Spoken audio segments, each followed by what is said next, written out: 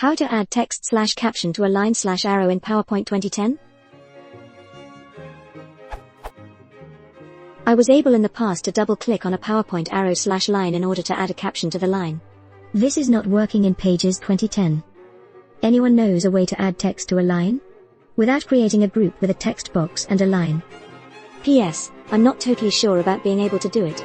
I have the feeling that I was double-clicking on line to have text next to it on a 2003 version.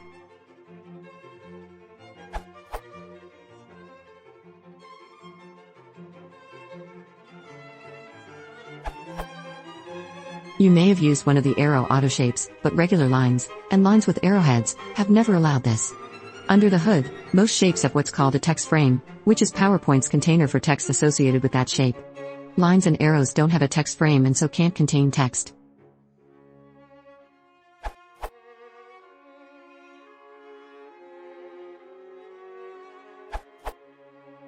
Shapes such as squares, circles, call-out balloons, and block arrows can contain text.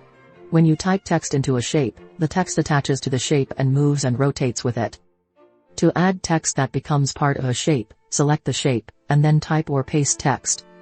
If you need any additional help, or want to see how I came up with my answer, you can watch the video on this site, or look at this Microsoft help and how to. To add a block arrow, use Insert, Shapes, Block Arrows, PowerPoint 2010 and later.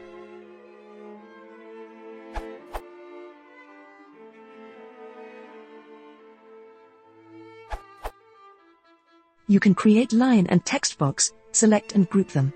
It might not be perfect, but text will always stay with that connector line.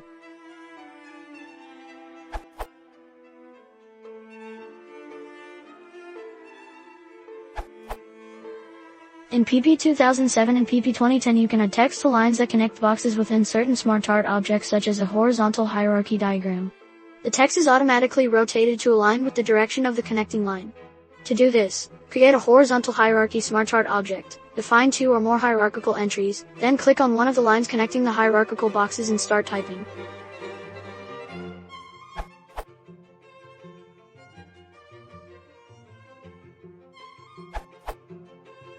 If you create an unadorned text box, then create 2 lines/arrows to connect on either side of the text box. It mostly looks like a label in the middle of a single, long arrow, especially if you do something like replacing a single arrow with a line and another single arrow, or a double arrow with opposing single arrows.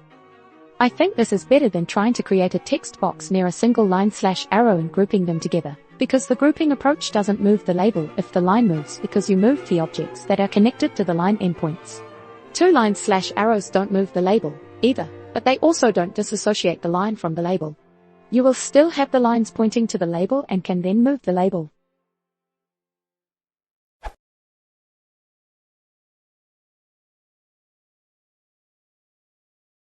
If you want to support the channel, please consider subscribing.